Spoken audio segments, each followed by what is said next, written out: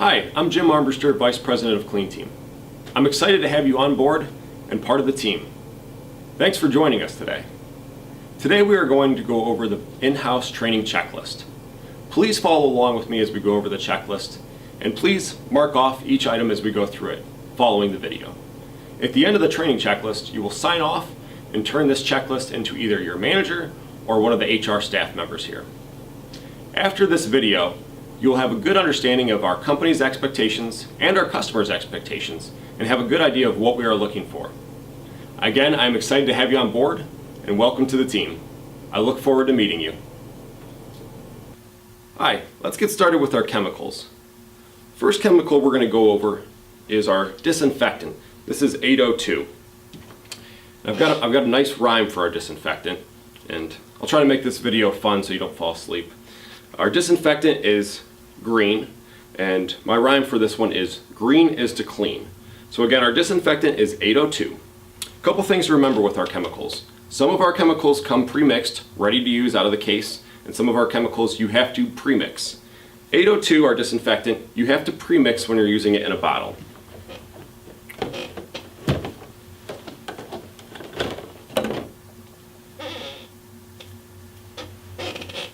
The concentrated form of 802 comes in a 1-gallon jug and looks like this. As you will see on the bottle, this is a concentrated 802. This is a disinfectant.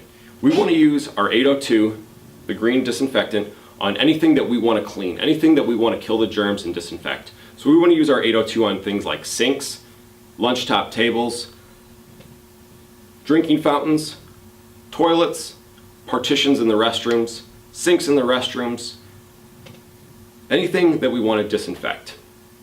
When the chemical's pre-mixed, it will look like this. One of the big things to remember is the green should match the husky green on the bottle. So when we are mixing the chemicals, you want to take your concentrated form of 802 and pour it up to the fill line on the picture. You will then fill the rest of the bottle up with water up to the next fill line on your bottle. It is pre-mixed and ready to use. Again, the green should match the husky green on the label. This is how you know you have it pre-mixed correctly.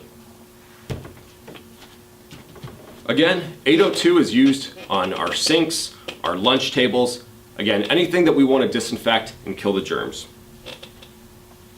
The next product we're going to be talking about is our 2020 glass cleaner and surface cleaner. 2020 also comes in a concentrated bottle like this. You do have to pre-mix the 2020 glass and plastic cleaner. When the chemical is pre-mixed, it'll go into one of our spray bottles again and look like this. And it should be that sky blue color. And again, it should match the Maxi Blend blue on the bottle. Again, that's how you know you have it pre-mixed correctly. The nice thing about this chemical and our 802 is they're both very easy to mix. They're mixed the same way. You fill them up to the fill line, as shown on the picture, and fill the bottle up with water to the next fill line. This concentrated form of 2020 will go a long way. This actually can make 32 bottles of pre-mixed glass cleaner. One of the big things I don't want you to do, and this is a big no-no, is never stick a trigger sprayer into a concentrated bottle of 2020. If you do this, this will stain any surface, and it's going to be extremely difficult to get that blue off of that surface. This is basically a very strong blue dye, and if you spray it even on a toilet, you're not going to be able to clean it off. So please, never stick a trigger sprayer into this bottle and spray it on a surface. You always want to make sure that these chemicals are pre-mixed.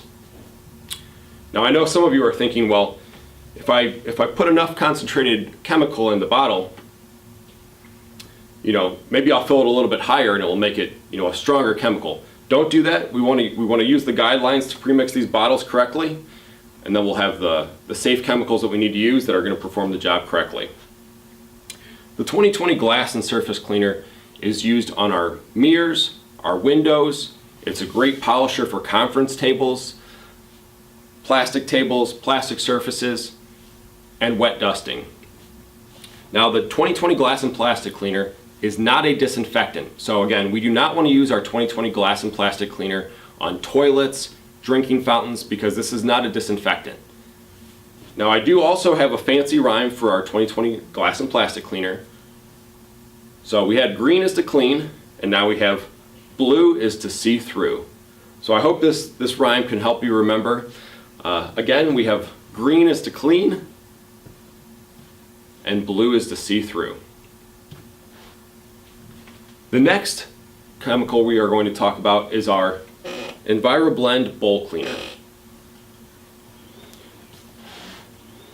This chemical comes ready to use.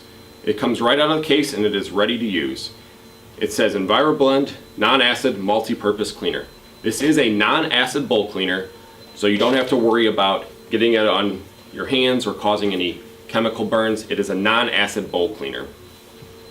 We do have an acid bowl cleaner out in the field, and it is a Betco product called Pull. If you are using Pull in your area for hard water stains, please make sure that your manager covers with you how to properly use Pull. Most of our buildings, we use a non-acid bowl cleaner, very safe chemical. Again, this chemical comes out of the case ready to use. You do not have to mix anything with the EnviroBlend bowl cleaner. Our EnviroBlend bowl cleaner is used to clean the insides of our toilet bowls, which we will demonstrate later in the video. The way you use this is open up the cap on top, and you put 1 ounce of chemical on your Johnny Mop, and then you use it to clean out the inside of the bowl. Again, we only need to use 1 ounce of our EnviroBlend bowl cleaner. Any more than that, you don't need. 1 ounce. So there's 32 ounces of bowl cleaner in this bottle, so this should clean you 32 toilets.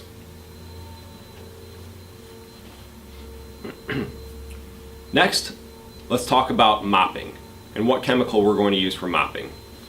Well, we already talked about our disinfectant, our 802, and we actually use our 802 for mopping restrooms and lunchroom floors because we do want to disinfect the floors. Now, the proper procedure on mixing 802 into our mop bucket is to first fill the mop bucket up to the fill line, which is about halfway in the mop bucket. Some of our buckets might not have a fill line, so just use your best judgment for about halfway up. And then we are going to put a capful of 802 in the mop bucket. Again, this is very important. This is one of those notes I want you to remember. Do not put more than 1 capful of detergent in your mop bucket. If you put more than 1 capful of detergent in your mop bucket, the floor will create a sticky film, and actually it's soap, but when you go to our customers' buildings, it'll leave a sticky film and they think the floor is dirty, and actually it's just the detergent left on the floor. So only use 1 capful when you're mopping. Too much will create a sticky floor. Too much will also create a streaky floor. So again, when you're mopping, just 1 capful of 802, and that's it, no more than that. Let's move into the next section. Let's talk about equipment. The first piece of equipment we're going to talk about is our vacuums. So in most of our buildings, you're going to find an upright vacuum. We have a few different brands out in our buildings, but most of our buildings, we carry an upright household vacuum similar to this. Now you may be in a building where there's a lot of space and we may require a backpack vacuum or a wide commercial vacuum. But again, most of our vacuums have a household vacuum just like this. The vacuum is very easy to operate. On most of our vacuums, you'll see that there's a kick button right here that will lower the vacuum when you're ready to use the vacuum, and it will drop it down. To turn the vacuum on, most of our vacuums have a red power button in the back, which again you can turn on with your foot.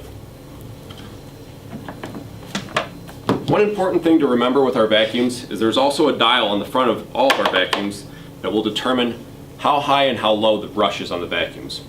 There's a setting on most of our vacuums with a 1, which is for bare floors, and a 5 for high carpet. We want to keep this setting on 2 because most of our commercial buildings that we clean have commercial grade carpet that is very low. A couple key things when you're looking at the vacuum on determining if it's working correctly and how to do some preventative maintenance on it. Big thing is we always want to check the vacuum bags. In order to check the vacuum bag, there is a face plate on front of the vacuum that you push down to open it up. Inside the vacuum, you will find a vacuum bag. It is very important to check this vacuum bag regularly because most of our vacuums break because of not changing this bag. These bags are very cheap, the vacuums are expensive, so please check your bag regularly. We want to make sure that the vacuum is sucking up and we're keeping it in good condition. Our vacuum bags have a cardboard square and a nylon ring in the middle. In order to change the bag, you want to hold the cardboard square with your 4 fingers and push it over the vacuum hole. Be careful not to rip the bag when you're putting it into the vacuum. If you are checking the bag regularly, this is the most important thing that you can do with the vacuum to ensure that it's working correctly. A couple other things with our vacuums is checking the filters. Some of our vacuums may have 2 air filters or just 1 air filter.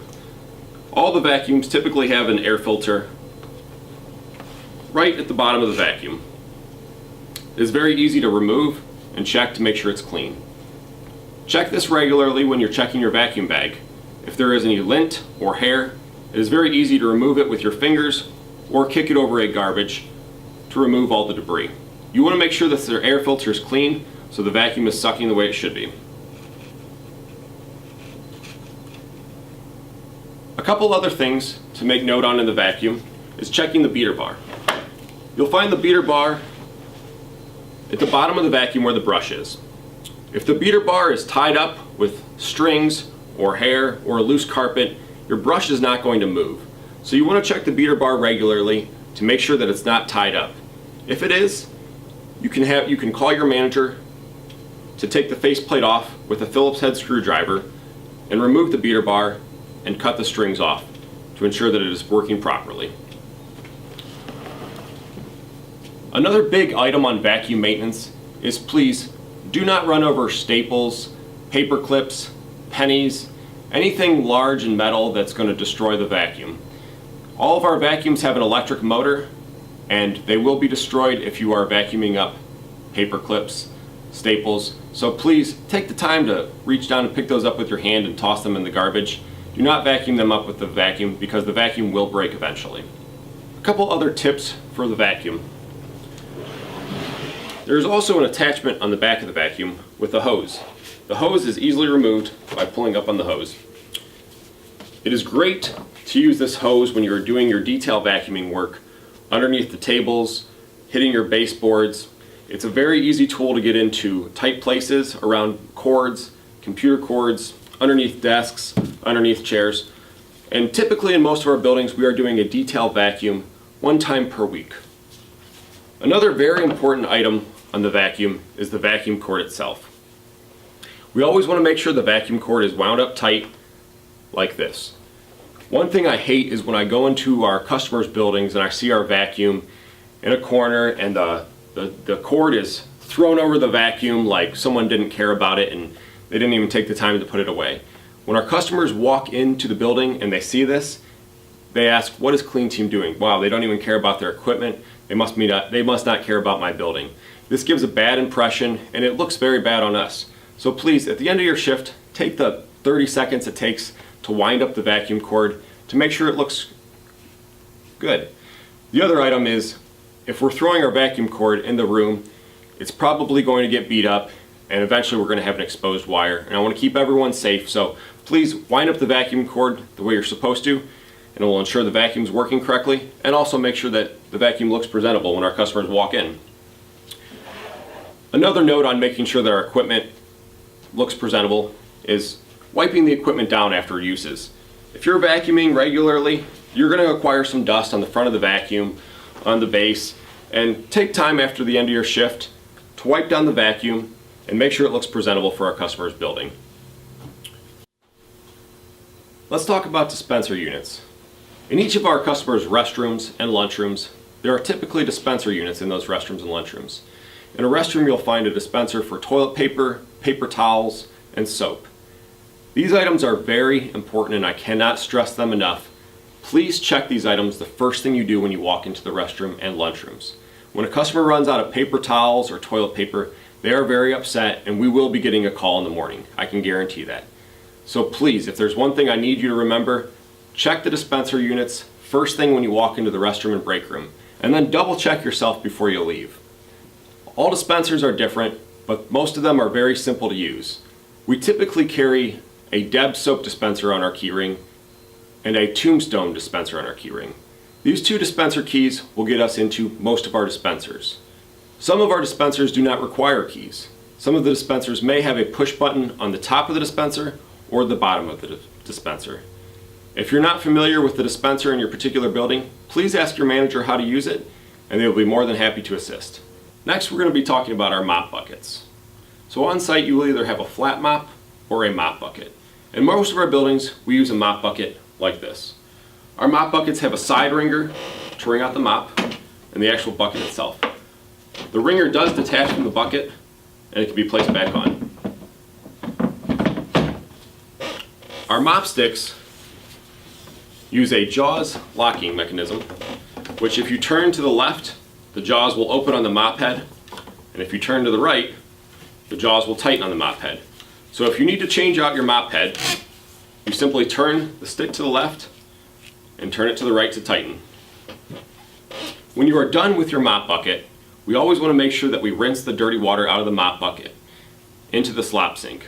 Most of our customers' buildings have a janitorial closet where there's a slop sink or a utility sink on the floor.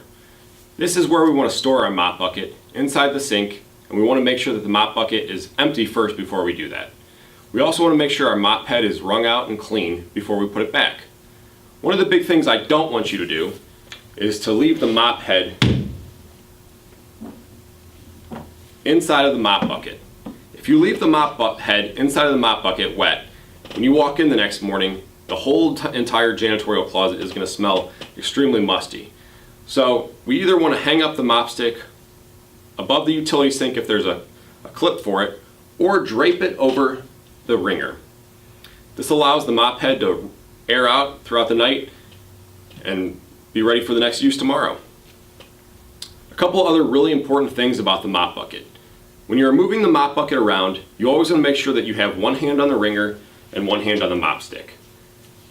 When you go over thresholds in the carpet, it is very easy for the mop bucket to tip over. And if the mop bucket tips over on carpet, it is an extremely big deal and it requires us to bring out a carpet extractor to clean the carpet. Please use two hands when you're moving around the mop bucket, one hand on the wringer and one hand on the stick, and be extremely careful when you are going over thresholds, because again, it is very easy to knock over a mop bucket. Next, we're going to talk about extension cords. I covered this a little bit over our vacuums, but when you are using an extension cord, please make sure that you are winding up the extension cord as such. Again, we do not want to throw the extension cord into our closet, over equipment, or over our chemicals because it looks really bad. The other thing is, if we're not winding up the cord, it is very liable for the cord to get exposed wire and rip. And I want to keep everybody safe, so please wind up your extension cord after use.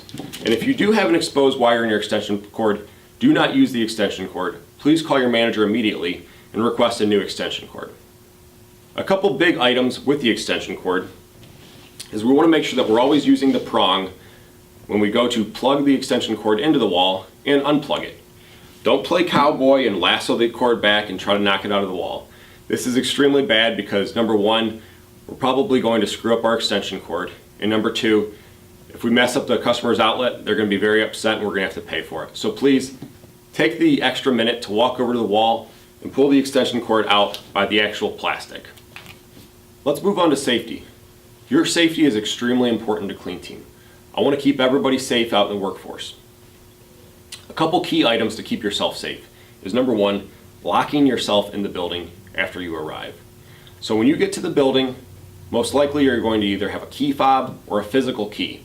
If the building has a physical key and you're going in the front door or the back door, make sure that after you walk into the building, you lock the door behind you. We want to make sure that the building is secure and no one can get inside except for you. A couple other key notes on your keys is always keep them on your person. Make sure that you have the key either in your pocket, on a lanyard around your neck, but always make sure it is on you. That key is for you, and after you signed your key release form saying that you received the key, you are responsible for that key. Our keys are very important to us because they belong to the customer's building. Please always keep track of where that key is. We want to make sure that the key is always on our person because in case we're cleaning the building and we left our keys in the janitorial closet, it is very easy for the closet to close behind us and the key to get locked inside. So again, please always keep the key on you at all times. I suggest keeping it either on the same key ring as your car keys or your house key. That way you know exactly where it is. Another big item with the keys is to never let anyone else in the building that does not have keys. If someone is knocking on the door when you are cleaning your building, do not let them in. The only people allowed inside the Clean Team buildings are you and other Clean Team employees. If someone's knocking at the door, and even if they say, "I work here, can you let me in?" do not let them in.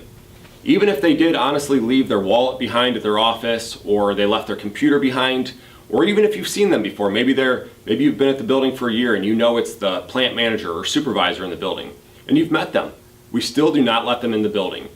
If someone's persistent in trying to get into the building, please call your manager, and at any time if you feel unsafe, please call the police. But again, no one is allowed inside the building without keys. This is a promise that we make to our customers, and we expect that our cleaners uphold that promise. One more thing on the keys. Again, no one is allowed in the building except for a Clean Team employee. So please do not bring your family, friends, even on the property of the building. This is a very serious offense to us. If you do let anyone inside the building beside yourself, it is immediate termination. Next, we're going to talk about gloves. We use vinyl gloves at Clean Team. This allows anyone with an allergy to latex to wear our gloves. Typically, our gloves are a one-size-fits-all. If for some reason the gloves are not fitting you, please get with your manager. We always want to make sure that we have our gloves on when we are cleaning restrooms, cleaning break rooms, and pulling trash. It is your choice to wear gloves or not wear gloves when you are vacuuming and dusting. But again, if you're pulling trash, cleaning restrooms, or cleaning break rooms, we want to make sure we have our gloves on to protect ourselves. The other thing is, if a customer sees us cleaning a restroom without gloves on, their perception is we are not being very sanitary, and it's a very big deal. So again, please make sure you are wearing your gloves when we are cleaning the restrooms, break room, and pulling trash. The proper way to remove gloves when you are done cleaning is by taking the loose end of one glove and putting the glove inside out. You will then take the other loose end of your other glove and put that one inside out. You remove them and throw them into the trash. I also recommend washing your hands after cleaning a restroom or a break room when you are done cleaning and done with your shift. Next, we're going to talk about bloodborne pathogens. Again, I want to keep everybody extremely safe when we are working. And it is very important to wear your gloves, again, when we are cleaning restrooms, break rooms, or pulling trash. If we have our gloves on, we are protecting ourselves from bloodborne pathogens, most commonly like hepatitis or HIV. Again, bloodborne pathogens can only enter your body through open wounds, your mouth, your eyes. So please, keep your gloves on, especially if you have blisters on your hands or a cut. That's why we always want to make sure we have our gloves on. Let's talk about what would be considered a biohazardous material versus a non-biohazardous material. If you are cleaning in a factory, and this has happened before, maybe there's a press that comes down on someone's finger on the factory line, and the person has a severe amount of blood coming out and there's a big blood pool on the factory floor. This is considered biohazardous material, and we are not going to clean it up. In fact, the customer does not want us to clean that up. If someone in the building were to come to you and say, "Clean Team, there's a blood spill, we need you to clean this up," please call your manager immediately, because the customer does not want us to clean that up. The customers always have a certain procedure when they are dealing with bloodborne pathogens. We would never want to dump any biohazardous material into a regular dumpster. Biohazardous material must be taken away by a separate company. Let's talk about biohazardous material versus something that's non-biohazardous. If you walk into a restroom and there is a bloody tissue on the floor from someone with a bloody nose, this is not considered biohazardous material. You are allowed to put that tissue in the general trash and throw it into the dumpster. Same goes for a small Band-Aid or a bandage that's in somebody's trash can. Again, this is dried up blood. It is not considered biohazardous material. But if you were to walk into a facility where there was needles or a big pool of blood like we discussed, this is considered biohazardous material, and we would not want to dispose of any of this in a general trash. One very important thing to remember is Clean Team does not dispose of any biohazardous material. We do not touch any biohazardous material. A lot of the facilities we clean, especially medical facilities, will have a biohazardous sharps container for needles and anything sharp that they're disposing in there. Clean Team is to never empty these needle containers or sharps containers with the red biohazardous sign on it. We don't do this for any customer in any building that we clean. So never touch the sharps containers. That is very important. Remember, wear your gloves and wash your hands after your shift, and we'll keep you safe.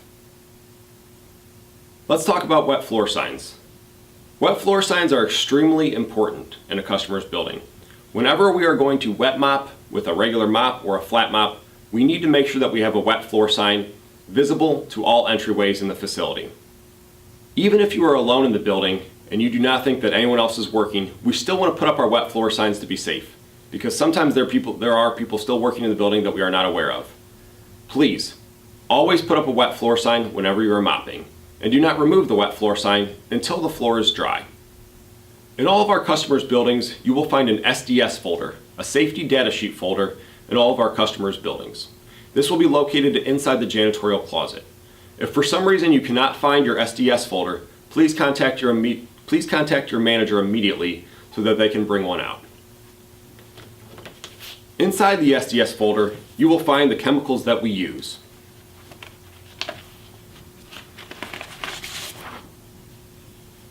The SDS sheets are very important. I'm going to give you a situation and an example of something that could happen. Luckily, this has never happened with Clean Team, and we have never had to use the SDS folders, but it is very important to keep them on site. It's also in compliance with OSHA and our customers. It is a very important deal for our customers to have this SDS folder on site and in the janitorial closet.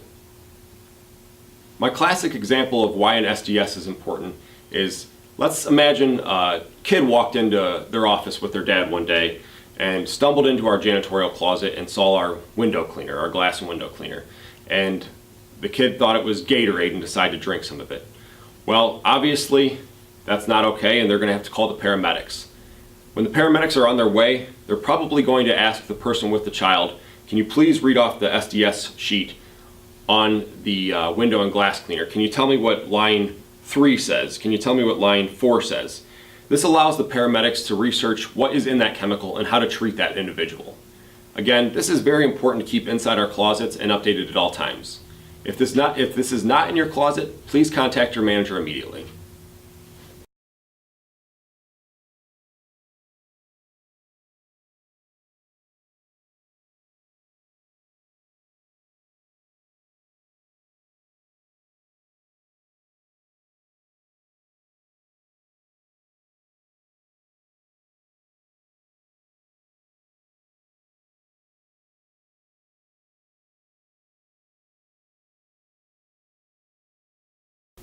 Moving on to dusting. Dusting is something we do in all of our customers' buildings, and you'll find it on our task schedule located in the closet of what items we do dust and how often we dust them. Dusting is a very important task that we do in our customers' building because it is a very noticeable item. If a customer sees dust on top of their desk or filing cabinet, their perception of Clean Team is that we are not doing a very good job. So we want to make sure that we are keeping up on our dusting regularly and following the task schedule. Let's talk about what we do dust versus what we don't dust. Computers and screens, TV screens, is something we do not want to spray any chemical on and dust with a chemical. With computers and TV screens, the only thing we want to touch is the top of the screen and the top of the computer while being very careful. We want to make sure that we do not knock any computers over or knock any equipment over and break anything. Our customers know that we do not want to move any of their equipment and break anything. So do not worry if there is dust on the actual screen itself. The customer knows that they are responsible for this. Dust the best you can around paperwork, around customers' items on their desks without moving them. Again, our customers understand that we do not want to move anything on their desk. If the customers put everything in the corner of their desk, they understand that we will be able to wipe freely their whole entire desk. When we are disinfecting phones, we want to make sure that we are spraying the 802 disinfectant onto our cleaning rag first, either the microfiber or paper towel, and then wiping down the receiver. You never want to spray our cleaning chemical directly at any electronic device. When we do our high dusting in customers' buildings, we do this typically once a week or once a month, depending on the environment of the building. When we are high dusting, we want to make sure that we hit the corners of the building with our high duster, hitting the cobwebs, hitting the ceiling vents, and running our duster along the walls. At night, it can be extremely difficult to see cobwebs and dust in a customer's building without the sunlight. So please just make sure that we are doing the high dusting routinely to make sure that we are keeping up on the task. A big item that we want to look out for when dusting is window sills and tops of partitions.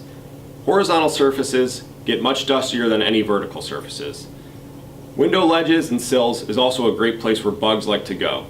So please make sure we are wiping off our window sills regularly and checking them for bugs. Our microfiber is a great tool to use for dusting, and it picks up the dirt great. You can either use the microfiber rag dry or wet. Conference room tables is a very important area to our customers. When we are dusting in a conference room, we always want to make sure that we are using our 2020 glass and plastic cleaner and spraying it onto the conference table.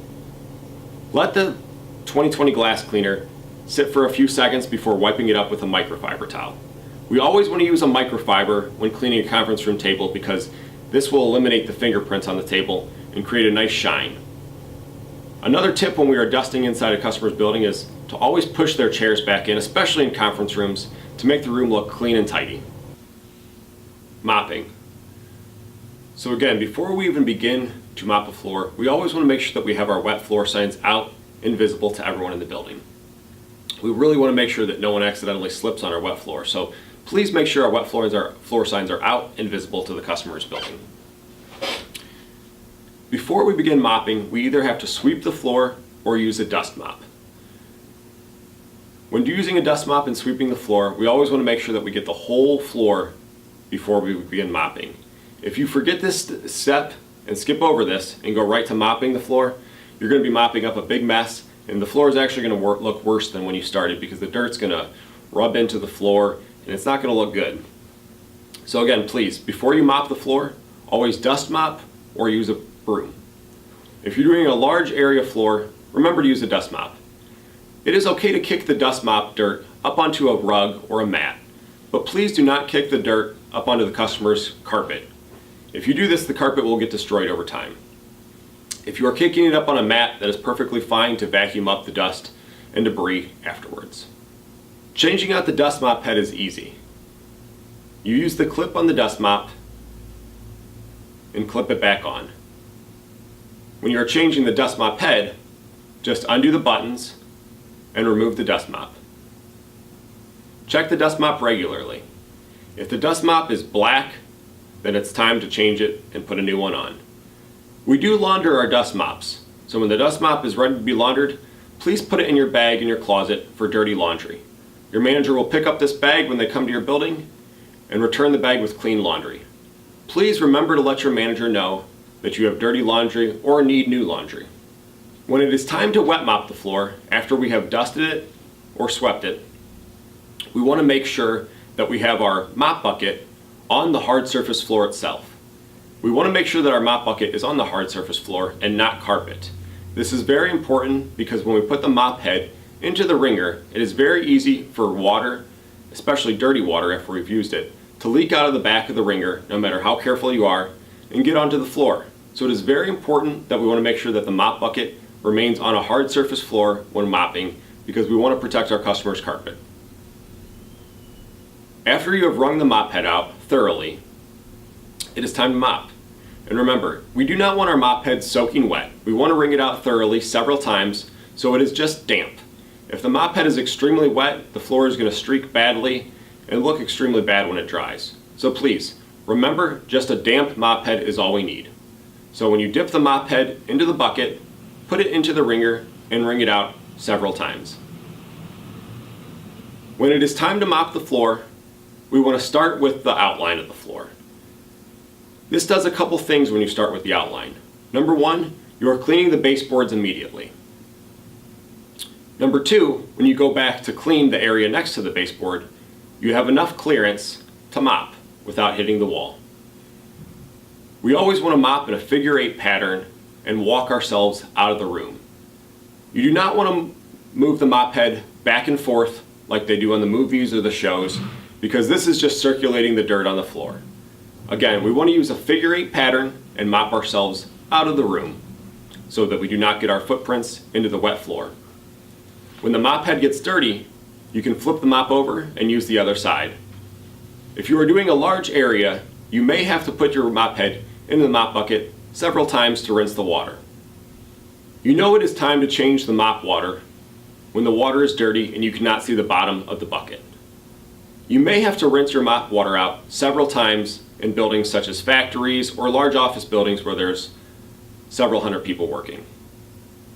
Remember, we do not want to mop the floor with dirty water, so please, if you cannot see the bottom of the mop bucket, it's time to change the mop water. The mop head itself also needs to be changed regularly and checked. We should be cleaning and rinsing our mop head nightly to ensure that we get the longest life out of it. But if the mop head is black and you cannot get the dirt off the mop head at the end of the night, it is time to take the mop head off and replace it with a new one. Unlike our dust mops, we do not launder our wet mops. So when you have a dirty wet mop, just throw it into your general trash and take it out to the dumpster and put a new one on. We keep a case of mop heads in the closet. Vacuuming. In our customers' facilities, we vacuum regularly every night. To ensure what we do exactly in the customer's building, remember to refer back to the customer task schedule. On most of our task schedules, the task will say to vacuum the traffic lanes nightly and do a detailed vacuum one time per week. Vacuuming the traffic lanes nightly means that you are vacuuming everything you can get within reach without moving trash cans, pulling the door back, getting under the customer's desks. We're vacuuming everything that we can see. A detailed vacuum one time per week is when we do those detailed items like lift up the trash can and vacuum underneath it, pull back the door and get the corners, and also hitting our baseboards along the edges and underneath customers' desks. This is when you would have to use the attachment on the vacuum to really get under these tight places. Again, remember when vacuuming, we don't want to vacuum up paper clips or pennies because this will destroy the motor in the vacuum. Another item to keep you safe with vacuuming is we never want to vacuum wet carpet. Again, this is an electric motor and we do not want to vacuum up wet carpet or wet rugs. In the wintertime, snow will bring in a lot of wetness and a lot of water onto the mats. We do not want to vacuum up this wet water, and the customer understands this. In the wintertime, if there is salt and debris on the mats and the mat is wet, brush the mat off with your broom and use your dustpan to sweep it up. But we do not want to vacuum a wet mat. And again, this is to keep you safe, and we do not want to create a shock. Moving on to trash. We use a 44-gallon trash tote when we are collecting our trash in most of our buildings. This allows us to walk room to room with our trash can, pulling trash room to room easily. My recommendation is to have a large roll of trash bags off of one side and your medium roll of trash bags off the other side. This way, when you are pulling trash, you will be very efficient and you can tear off the bags room to room. A couple key things to note when we are pulling trash. Number one, we never want to stick our hand into the trash can in case of there being needles or something sharp that would poke us. Always be safe, and again, do not push the trash down. If the trash is extremely high with just paper weight, I recommend using your broom or a spray bottle to push the paper down, but never use your hand to push down the paper in a trash can because we do not want to get poked by anything. When we are pulling trash, we want to make sure that we are going room to room and checking all the trash cans. Make sure that you are checking over your work and we are not missing anything. When you are pulling the trash can liners, we always want to replace the liner if there is any remnants of food, a coffee stain, gum. You're going to change out the whole liner and put a new trash liner in the can. Now, if there is just one piece of paper in the trash can, it's okay just to dump that can and leave the liner in it. But if that happens 10 days in a row and the trash liner is starting to look wrinkled and old, go ahead and replace the can liner. A couple other big things that are very important to our customers is that we always tie off our trash can bags in a corner and tuck the knot underneath. The easiest way to do this is by opening up the trash bag completely, putting it into the can, and tying it off in the corner. We always want to tuck the knot and put the trash can back in place where it was underneath the customer's desk. Please pay attention where the customer had the trash can, because we always want to put it back where it was. Again, perception is everything, so if the trash can's in the corner, let's make sure it's nice and tidy in the corner in an exact spot where it was. When your trash bucket begins to get full, we want to replace the large liner in your trash can when it gets about 3/4 the way full. If you wait till it gets too high, the trash liner will actually create a suction and you will not be able to pull it out of the bucket. We always want to make sure that we're using our legs when we're lifting the trash bags so that we do not hurt our backs. Another big item on when we are pulling trash is most of our buildings you are going to have several large bags of trash that we are going to have to stage before we're taking out to the dumpster. We never want to drag a trash bag across a customer's carpet or stage it on a customer's carpet, because if there's coffee in that bag or pop, the bag could easily rip and leak and get onto the customer's carpet. We always want to make sure that we are staging and keeping our trash bags either outside next to the door where we would take the trash to the dumpster, or inside a lunchroom with a hard floor. In case the bag did leak, we can easily mop it up. But if the bag leaks on carpet, we have to bring the carpet extractor out, and it is very tedious. So please, do not store your trash cans and trash bags on customer's carpet or drag it on customer's carpet. Always make sure that we're staging the trash either outside by the door or on a hard surface floor. So we're almost wrapped up with this training, and I hope you've learned some things, and I hope it's been somewhat entertaining. A couple things I want to leave you with. Number one, pay attention to the details when you're in the building. Please look at your task schedule nightly and make sure that everything was done. When you're done with your shift, please take 10 minutes to walk around the building and double check your work. It's easy to get blinders on when we are cleaning, and it's very easy to miss things. I've done it myself several times. So please take 10 minutes at the end of your shift and walk over your work and check it and make sure the building looks good. If the task schedule maybe doesn't say something about a coffee stain on a customer's wall, let's go ahead and clean up that coffee stain anyways. We want to make sure that the customer's building looks good at the end of the day, and if there's any dirt or visible things that just make it look bad, go ahead and take the few minutes to clean that up, because we want to make sure our customers are satisfied. Along that same note, let's make sure that we're working our entire shift when we're in the customer's building. When you were hired, you were received a shift. Let's say it's 5 to 8. We expect you to work 5 p.m. to 8 p.m. every night. If you get done early, we want you to do the detail work in the building and make sure the building looks spotless. If you do get done 15 minutes early, this is a great time for you to walk over your work and just detail items. We have a saying here: we've never gotten fired for doing too good of a job. So if you are a super fast cleaner, that's awesome, but make sure you're staying your shift and we're doing all the detail work and not missing anything. I've got a story I like to tell to our cleaners and management and everyone here at Clean Team. I'm going to give you a situation.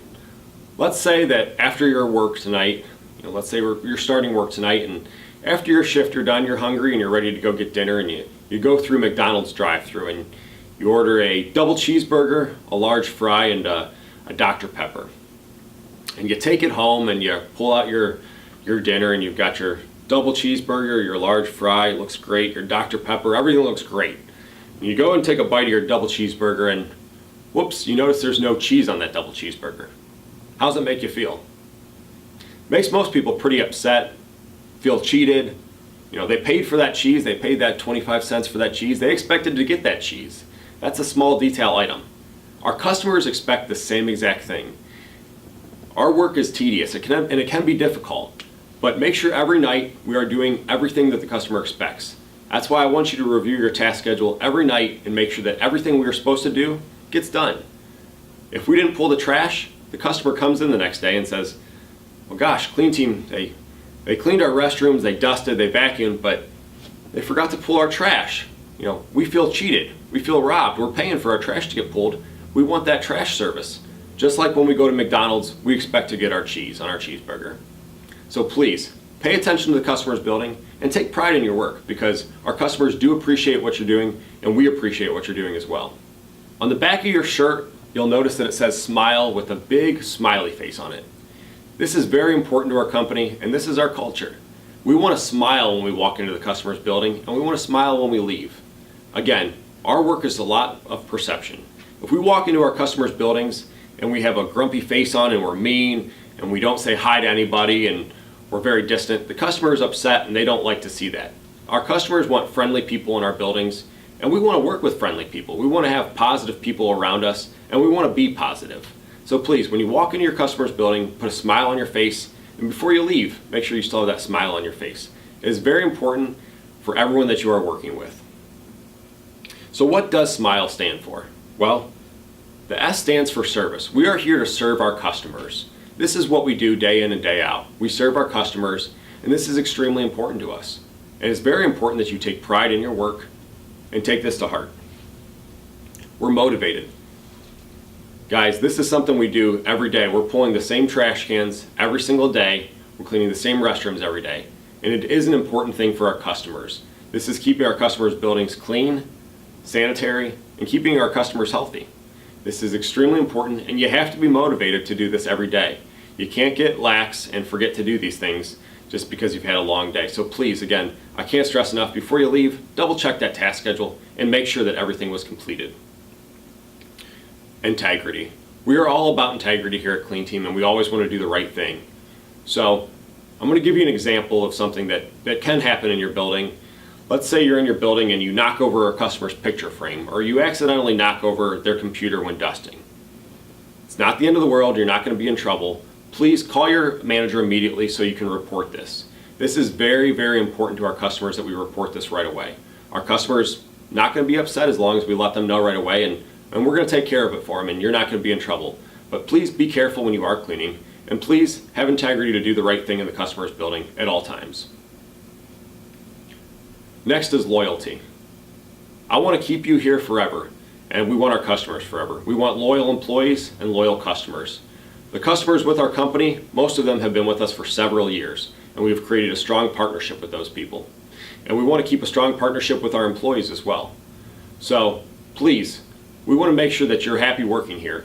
If there's any issues that come up with your coworkers, manager, or the building you're in, please do not hesitate to call our office, call HR, call your manager, and let's figure this out, because we want to keep you here for a long time. And of course, the E is for employees, the most important thing in our company. You as the frontline cleaner, you are the biggest asset we have in our company, and you are irreplaceable. We want to make sure that we're treating all of our employees and our coworkers with the utmost respect and gratitude, because everything you do every day is so important to us, and we appreciate it, and I want to say thank you personally. One more item before we get going is to always check your building for any maintenance issues or safety concerns. If you are walking in your customer's building and they have a water leak in one of their restrooms on a toilet, please immediately report this to your area manager at night so that they can notify us right away so we can call the customer. Also, if there's any safety concerns in your building, please call your manager right away. So if there's parking lot lights that are out, or you notice someone hanging around the building that probably shouldn't have been there at night, please notify your manager and we'll notify the customer. Again, our customers have strong partnerships with us and they want to know about these things, and we want to keep you safe as well. If any of your equipment is running low or chemicals are running low, again, please notify your manager so that they can know and they can bring the equipment out and chemicals out right away to you, because we want to make sure that you have the tools to do your job. Thanks for watching the video, and thanks for joining Clean Team. We are very excited to get you started. Again, if you have any hesitations about the building you are in, the job expectations, what you are supposed to do, or how you are doing, please contact your manager immediately so we can address these items with you. If you need anything else for any reason, please do not hesitate to call our office and talk to HR. Again, thanks for being a part of the team. I look forward to hopefully meeting you soon. Thanks.